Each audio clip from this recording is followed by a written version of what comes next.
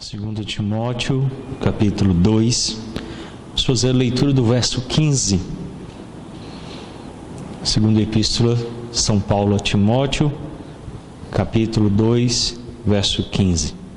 Diz assim a palavra: procura apresentar-te a Deus aprovado, como obreiro que não tem de que se envergonhar, que maneja bem a palavra da verdade. Oremos. Pai, obrigado pela palavra lida. Rogamos que o Espírito Santo aplique a nosso coração, concedendo-nos a graça de crer e praticar esta palavra. É o que pedimos em nome de Jesus Cristo. Amém. Nós estamos vendo a biografia dos puritanos, e hoje o puritanos, vamos tratar, um excelente pregador da palavra, conhecido pela sua ênfase na pregação e o alcance que a pregação dele teve. Então o apóstolo Paulo convida Timóteo a apresentar-se aprovado a Deus. E a característica deste obreiro aprovado é que ele não se envergonha. E a vergonha dele vem, o não envergonhar dele vem do fato de que ele maneja bem a palavra da verdade. Manejar bem a palavra indica que ele tem familiaridade e consegue aplicá-la com facilidade. Isso por meio da pregação e do ensino. Então hoje nós vamos tratar deste puritano. Hoje nós não teremos os nossos slides, mas vamos trabalhar o puritano William Guthrie. Nós temos visto os puritanos em três fases. A primeira fase são os puritanos ingleses, onde surgiu o puritanismo na Inglaterra. Descontentes com a forma como a igreja anglicana se portava diante da reforma protestante, os puritanos então buscaram reformar a igreja anglicana.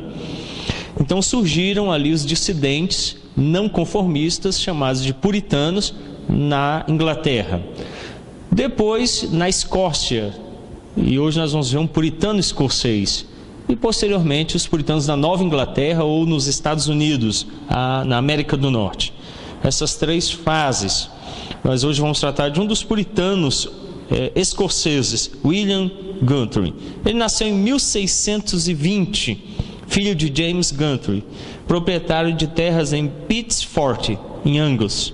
Foi o mais velho de 5 filhos homens, dos quais 3 se tornaram ministros do Evangelho. Ele estudou na Universidade de St. Andrews, graduando-se como mestre em artes em 1638. Lembrando que artes, aqui nesse período, não é o curso de artes que nós encontramos hoje nas universidades, mas conhecido como artes cênicas. O curso de artes, tanto na graduação quanto no mestrado, nessa época indicava mais um curso na área de humanas. Então, os puritanos geralmente iam por essa área, que envolvia aqui o direito, a teologia, e nessa área então é que ele se formava, a filosofia. Ele estudou lá na Universidade de St. Andrews sobre o cuidado de Samuel Rutherford. Nós já vimos este puritano inglês aqui. E o Samuel Rutherford vai ensinar a teologia para o William Guthrie, formando nele esse conhecimento acerca da fé reformado. Também o leva à salvação e depois o conduz ao ministério.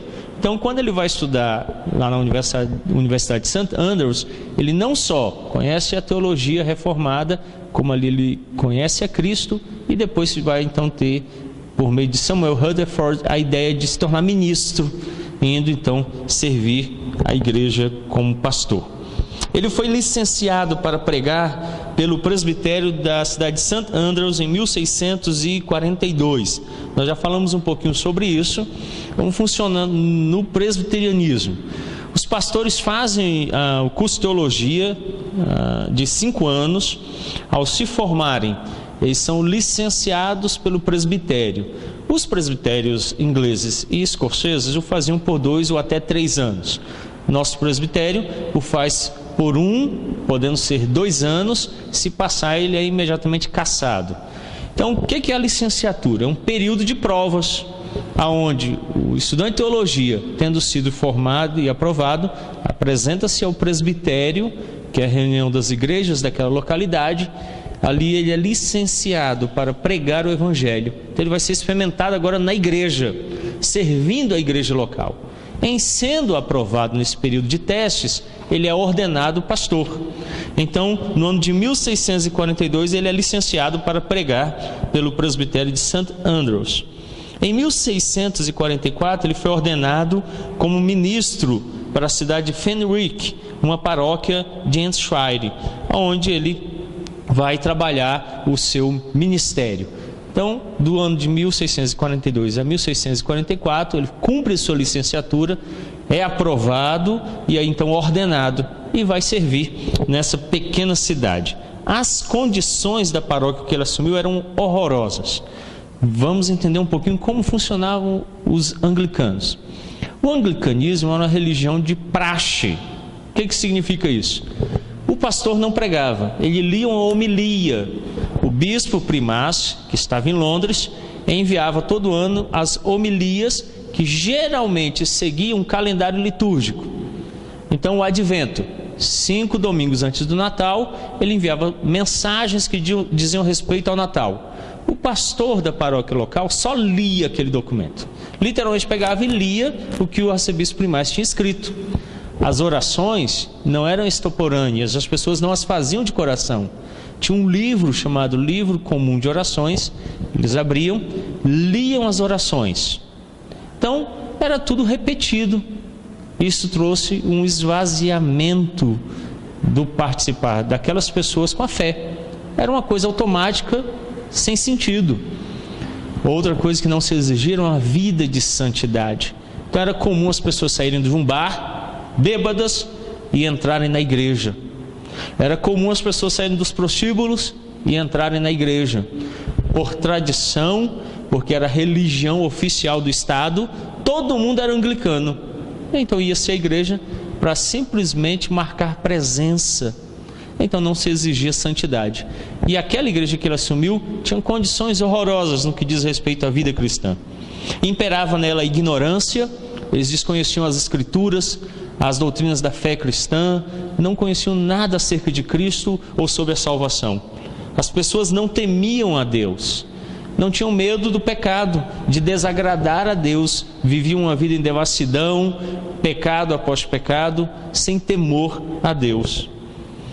Muitos aldeões se recusavam a comparecer aos cultos na igreja e não queriam tomar tempo com a catequese ou com o culto familiar. A palavra catequese perdeu o significado para nós no século 21, mas ela lá no Novo Testamento é usada pelos apóstolos, e a palavra grega catequeo, que é transliterada como catequese, significa ensinar. Então a catequese é um lugar onde se ensina. Os catecúmenos são aqueles que são ensinados.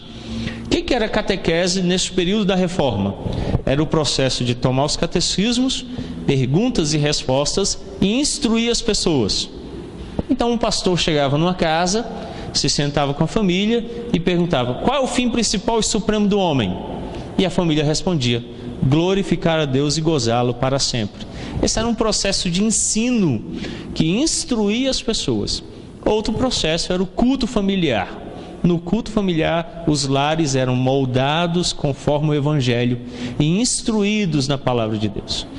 O que ele percebeu é que nessa época não havia nem catequese, nem culto familiar, e muitas pessoas da aldeia se recusavam a ir até os cultos. Então eles estavam distantes de Deus, do Evangelho e da palavra.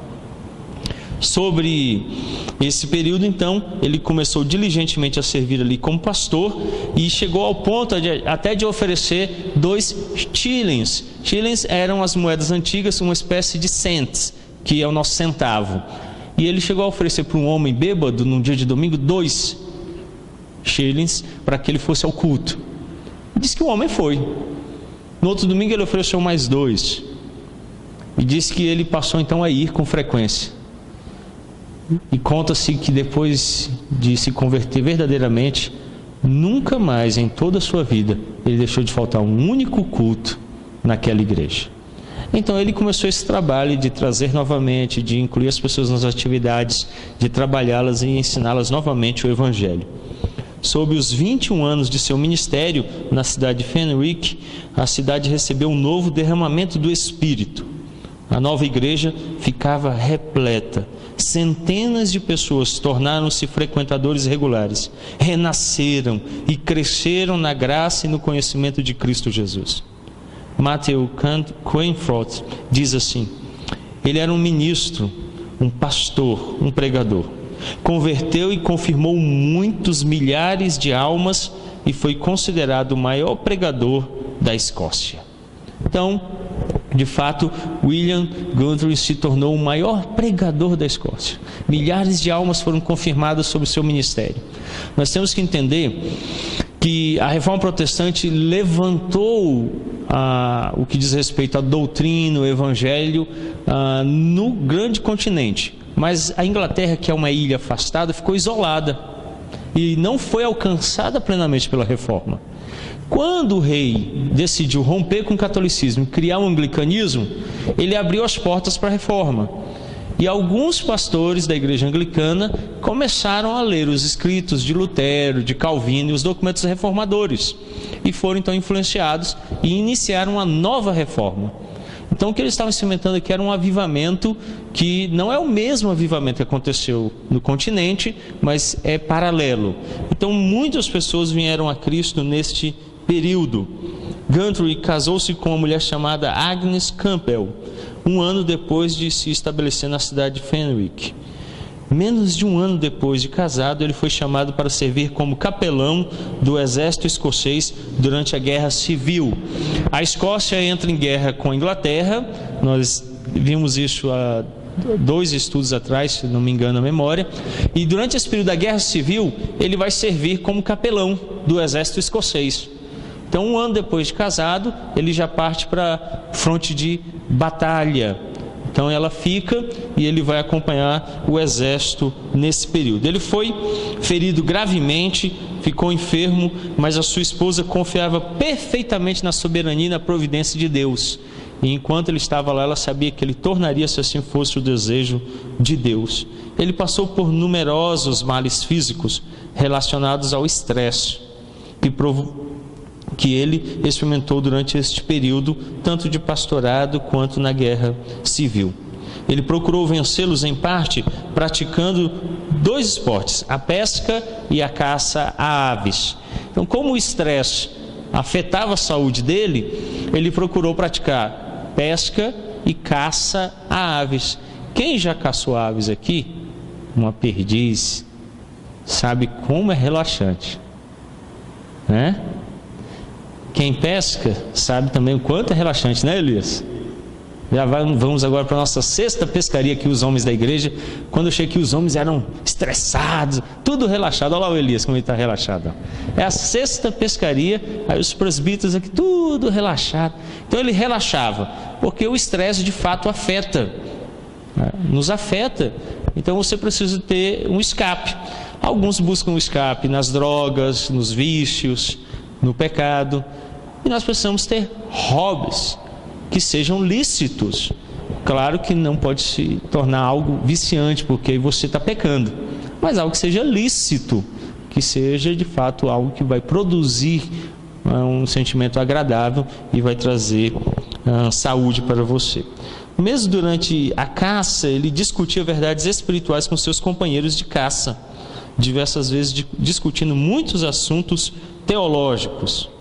O trabalho de William Guthrie era assinalado por zelo e coragem. Certa ocasião, alguns soldados que não tinham credenciais adequadas aproximaram-se da mesa do Senhor. Guthrie falou-lhes com tão amorosa seriedade que eles imediatamente voltaram aos seus assentos, como funcionava na época dos puritanos. A igreja anglicana tinha uma prática. Os membros da igreja se levantavam na ceia, faziam uma fila e vinham até a mesa, onde se ajoelhavam e recebiam da mão do próprio pastor os elementos.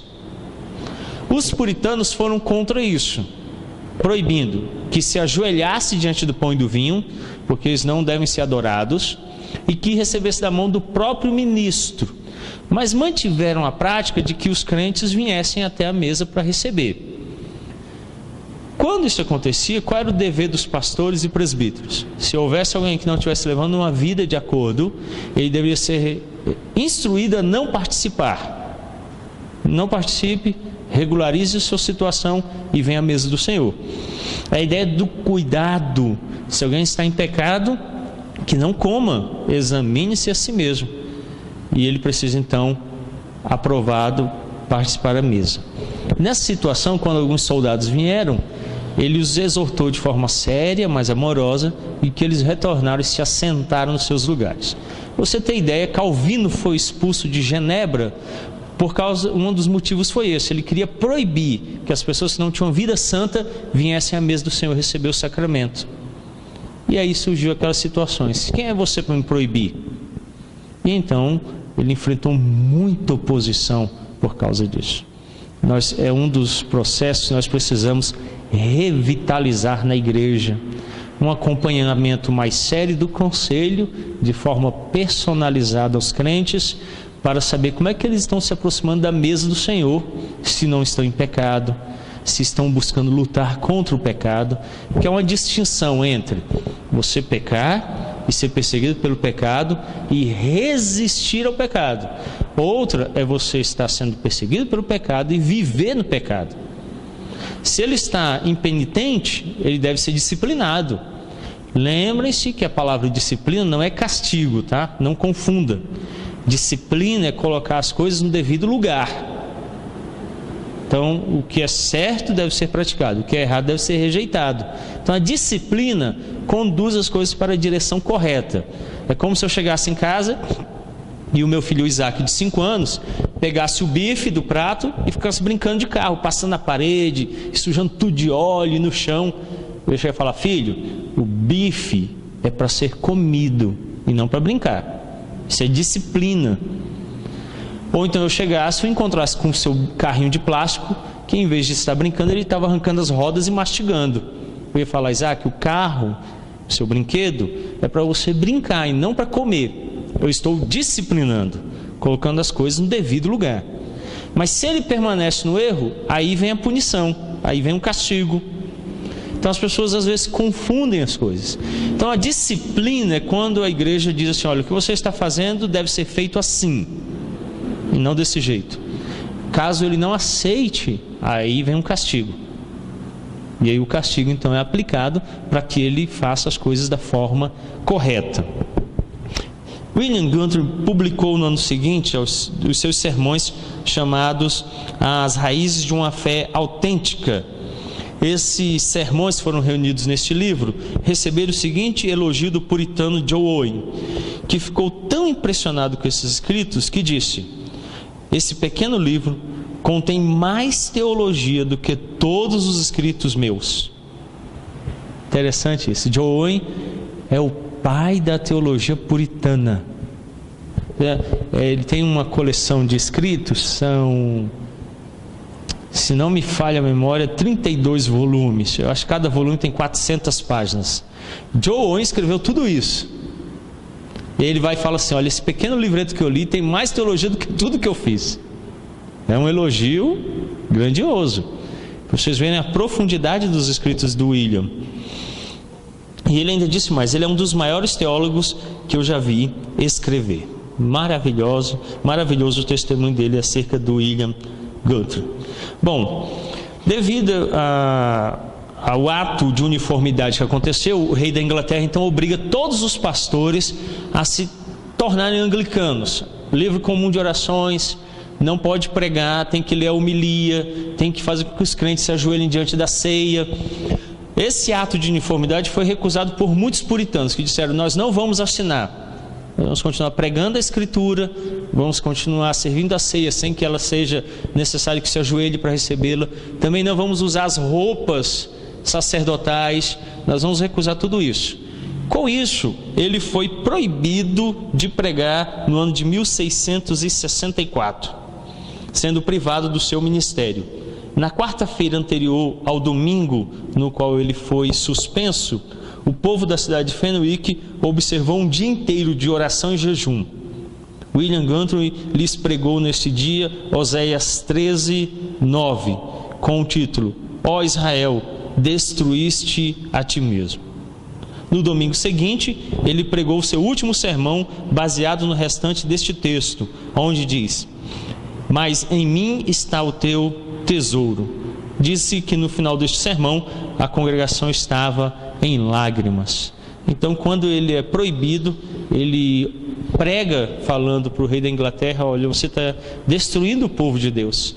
E no domingo depois ele prega nesse mesmo texto dizendo assim: o tesouro de Deus está sendo negado ao povo. E a igreja então chorou, sabendo que ele tinha sido destituído do seu ministério. Ele adoeceu gravemente e morreu de enfermidade renal no dia 10 de outubro de 1665, com a idade de 45 anos. Deixou viva sua mulher e 2 filhas, mas seus 4 filhos morreram antes dele. Então, um ano depois de ter sido proibido de continuar pregando, ele perece por causa de problemas renais e deixa a esposa e 2 filhas. Bom, os seus escritos, o mais famoso deles é o escrito que nós já citamos, As Raízes de uma Fé Autêntica, 207 páginas. É um livretinho pequeno em relação ao que os puritanos geralmente escreviam, mas de grande profundidade. Esse livro é um clássico sobre a certeza da fé. Ele foi impresso mais de 80 vezes e foi traduzido nas diversas línguas: francês, alemão, no holandês. Naquela época, a impressão ela era feita de forma manual. Os livros eram costurados à mão, as impressões eram feitas. Então se montava, ele trazia o texto, o tipógrafo montava com as letras feitas em ferro, cada uma das páginas, e manualmente imprimia com tinta, molhava as formas de ferro e depois imprimia. Então foi impresso mais de 80 vezes. Mais de 80 edições foram impressas, para você ver como foi importante naquela época o livro. E em várias línguas. Outra característica, é muito difícil os livros serem traduzidos, exigia muito trabalho. Então ele foi impresso em mais línguas do que a língua inglesa. Depois de ter escrito o livro, ele tornou-se então mais famoso e conhecido por causa desse seu escrito. O livro está dividido em 2 seções. A primeira provê numerosos testes bíblicos sobre como a pessoa pode saber se é cristã ou não. Então ele vai oferecer um manual prático para você ter certeza da sua fé. Então, na primeira parte, ele tem algumas questões que você se examina para perceber se sua fé é autêntica. O uso que ele faz do termo interest no título refere-se a uma reivindicação legal da aliança que Cristo faz com os crentes. Então, qual é o interesse que nós devemos ter na pessoa de Cristo? Eu falei sobre isso domingo de manhã aqui. Quando nós vamos à mesa do Senhor, aos sacramentos do batismo, da ceia, qual é o interesse que você tem por Cristo? É o primeiro ponto. De fato, é importante para nos examinarmos quanto à nossa fé, como é que você olha para o ato redentivo de Cristo? Se você olha para isso como um ato histórico passado seu, no qual você creu, você precisa avançar muito na fé cristã. Porque o ato redentivo de Cristo é algo que você se apropria diariamente. Diariamente. Vamos pensar um pouquinho. Ontem a minha esposa saiu e falou assim: você limpa os sapatos e lava a área. Eu fui para o computador e me interti e não fiz o que ela pediu. Quando ela chegou, o que ela fez? Ficou feliz da vida, né? Foi isso? Não, ela ficou brava. Ela ficou muito brava. E ela falou: por que você não fez o que eu te pedi? Aí o que eu fiz então? O que a gente faz nas situações? A culpa é da mulher que você me deu. A culpa é da serpente. Não é assim que a gente faz? Não é assim que Adão e Eva nos ensinaram? Bom, só que a culpa não é de nada disso. A culpa é minha. Vocês concordam? Não é? Desleixo com o que ela me pediu, falta de atenção em cumprir o que ela me pediu. até um pouco de preguiça. O que eu preciso fazer então? Reconhecer esses pecados. Aonde? Nas Escrituras. Depois de reconhecê-los, eu sou capaz de vencê-los?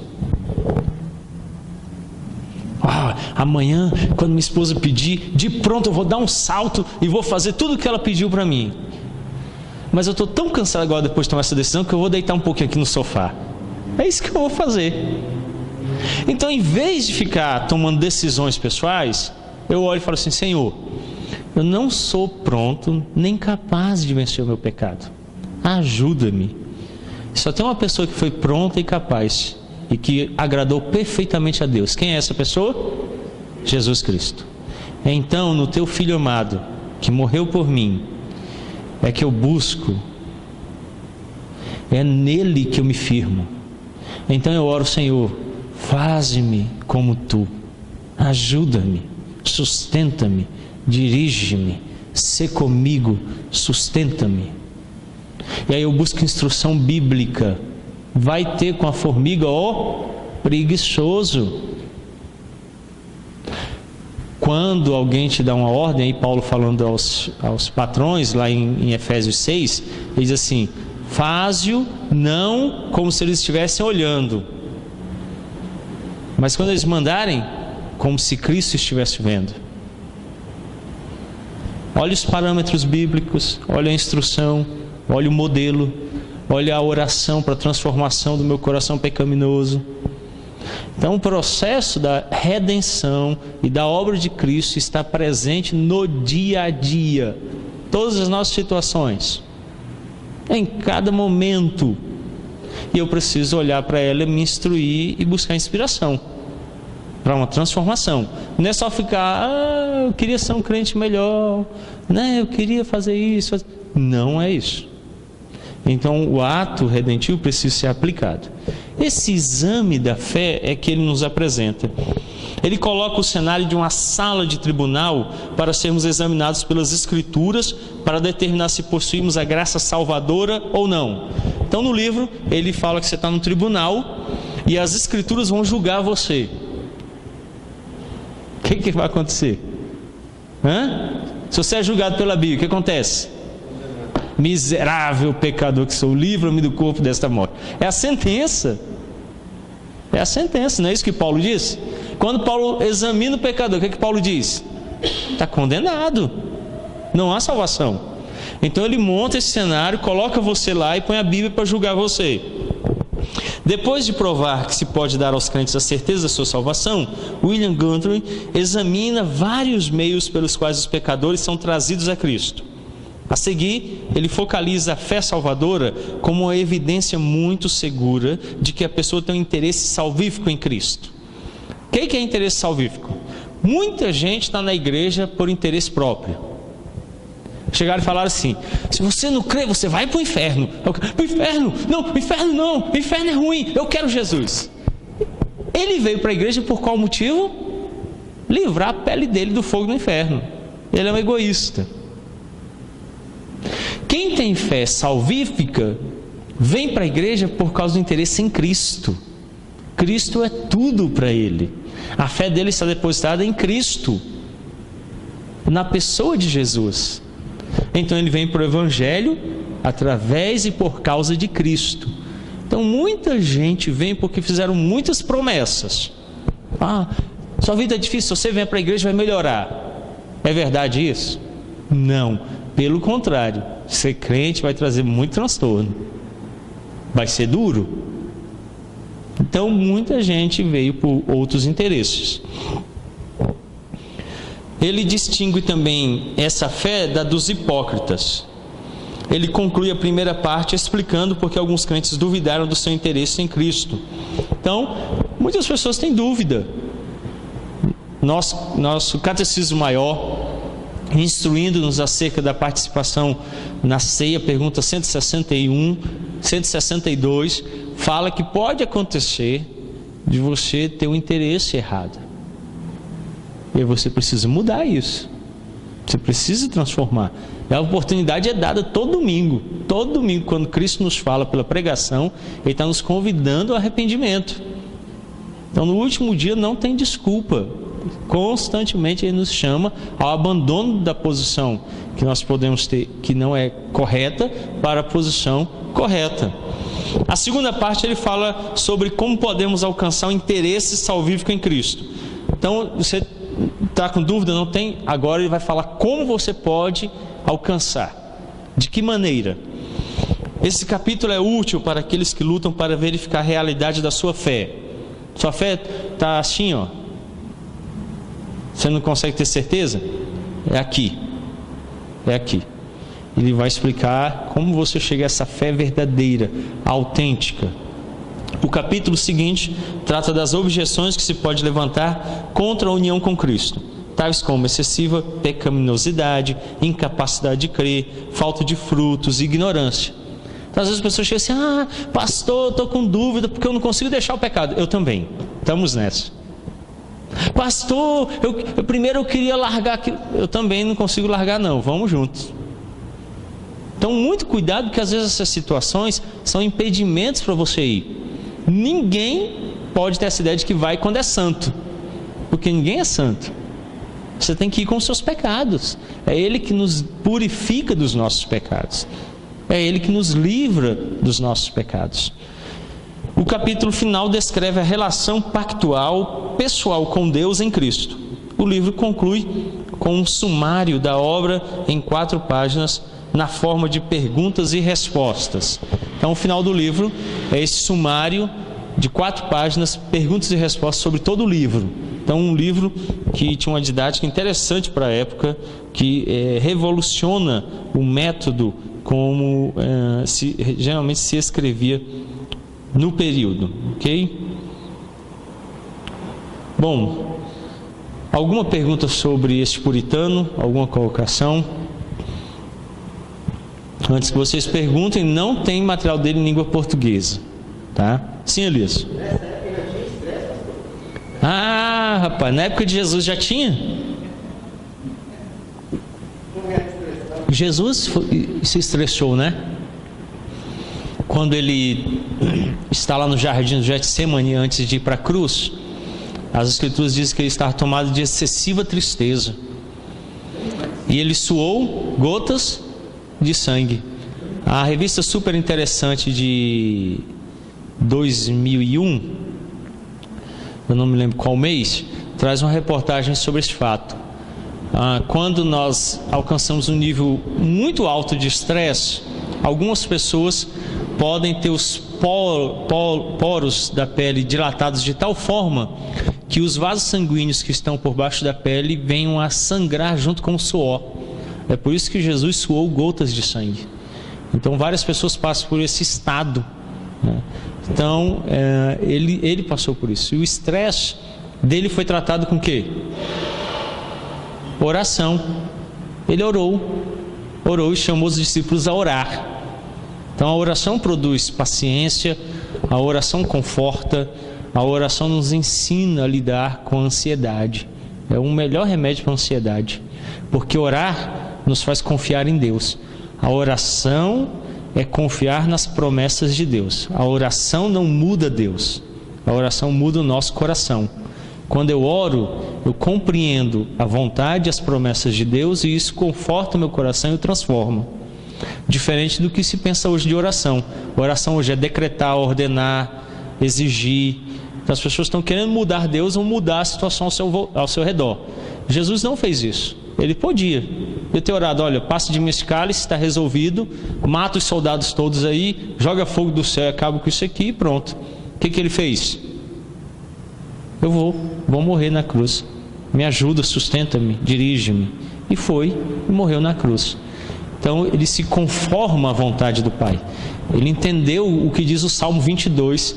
O Salmo 22 é a profecia da crucificação. Quem lê o Salmo 22 consegue... Claro que ele está ao contrário, né? O início do Salmo é o final da crucificação.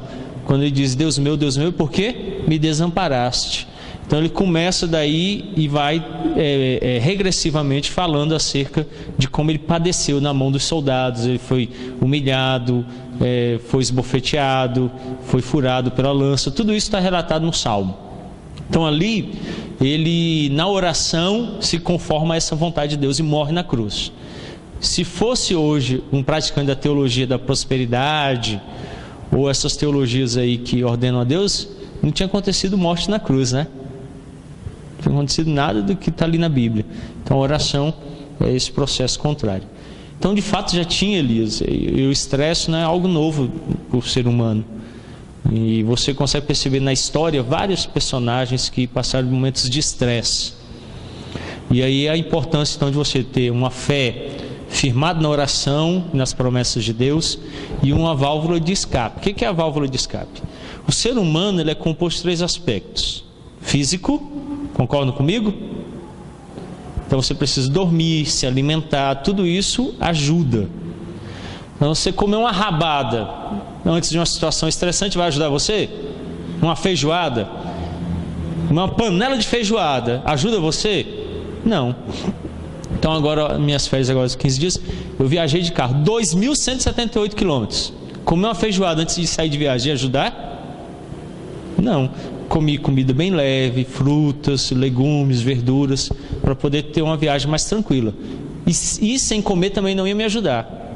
Então eu me alimentei bem, mas com alimentação leve, que me ajudou. Dormi bem, o que me ajudou. Dormir bem para mim é dormir 3 horas, né? Que na noite que eu viajei eu dormi só 3 horas. Mas para mim tá bom. Para outros é 8 horas, 10 horas, né? Isso tudo faz parte. Mas eu também sou formado de emoções, não sou? Não tem emoções? Então, as emoções também precisam ser tratadas. Assistir um bom filme com a esposa, brincar com seus filhos. Tudo isso trabalha o seu emocional. Trabalha o seu emocional. E tem o espiritual. A oração, a leitura da palavra. O ser humano precisa trabalhar os 3 aspectos. Se ele trabalha só um, o outro não, todos os outros são afetados. Minha esposa, por exemplo, se ela não dorme, fica de mau humor, afeta emocional. Se o corpo dela está cansado e a emoção não está bem, vocês acham que ela vai orar e ler Bíblia? Também não. Aí vai afetar o espiritual também. Então as 3 partes precisam estar unidas. Para tratar estresse, o que é o estresse? O estresse é quando eu encontro alguma situação difícil, nós temos situações difíceis com as quais nós não conseguimos lidar, e isso nos afeta. Mudança de emprego, de estado civil, tudo isso afeta a gente. Então tem uma escala da Associação Norte-Americana de Psicologia sobre as situações que causam mais estresse. Número 1, a morte ou perca de um ente querido. 2, casamento. Entrar ou sair do casamento. 3, mudança de emprego. 4, eu acho que é mudança de cidade. E aí vai. Então todas as situações causam estresse. Para combater o estresse, você tem que tratar essas áreas. Então se alimentar bem, dormir, tratar das suas emoções. Aí entra o hobby. Então o hobby ajuda você. E o espiritual e o físico. Então você tem que unir todas essas partes. Então em todas as épocas tem estresse. Tem situações com as quais nós não conseguimos lidar. E elas nos afetam. E ele então foi fortemente afetado. E aí ele conseguiu essa válvula de escape, né, como a gente disse. Quem já trabalhou com máquinas que tem regulagem de pressão, ela sempre tem uma válvula de escape. Se a pressão excede, o que você vai fazer? Libera a válvula. O que vai acontecer com a pressão? Volta para o normal. Aí você regula de novo. Regula de novo. Então, o ser humano é assim, ele vai subindo. Aí quando está para estourar, regula. Aí ele volta ao normal. Então, de fato, os puritanos passaram por muito estresse.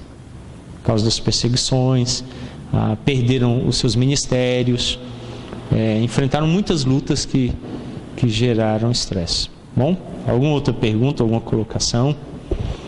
Nesse momento aí, há alguma convergência entre o puritanismo Sim, nesse período aqui era o presbiterianismo.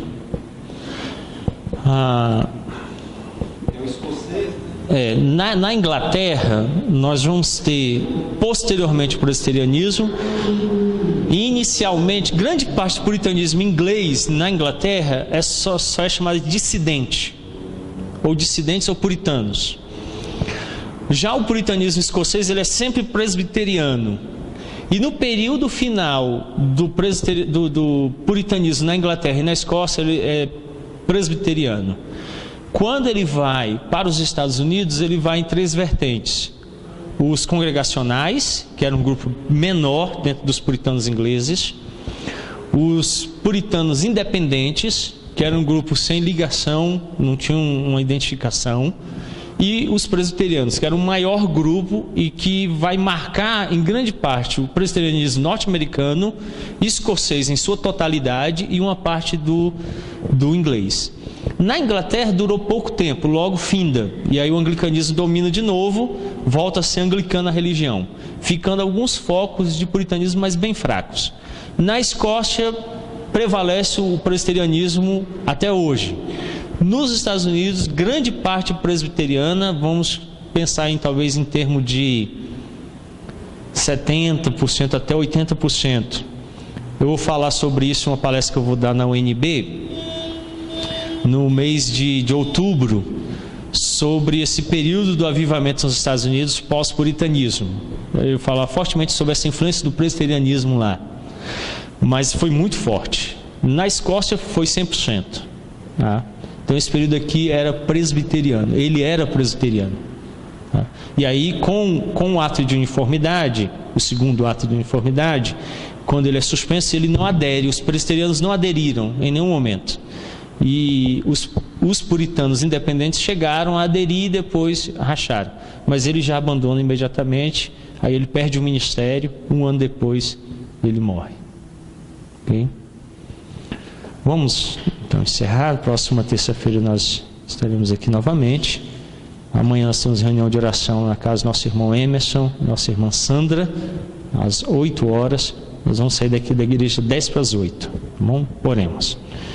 Pai querido, obrigado pela palavra. Ajuda-nos a tomarmos esses nossos irmãos da fé como parâmetro, sabendo que foi tão importante esse período para a consolidação da reforma protestante. Obrigado a Deus pelo empenho, pela vida deles, alguns até mesmo morrendo pelo Evangelho, a fim de que chegasse a nós essa mensagem tão maravilhosa da graça salvadora de Cristo Jesus. Ajuda-nos também em nossos dias a sermos reformadores, transformando o nosso tempo pela pregação do Evangelho, sendo de fato aprovados diante de Deus como quem maneja bem a palavra do Senhor. Prova a nossa fé, ajuda-nos a termos uma fé salvadora na palavra e em Cristo Jesus, sustenta-nos na nossa caminhada. Nós rogamos, Pai, e pedimos em nome santo de Cristo Jesus. Amém.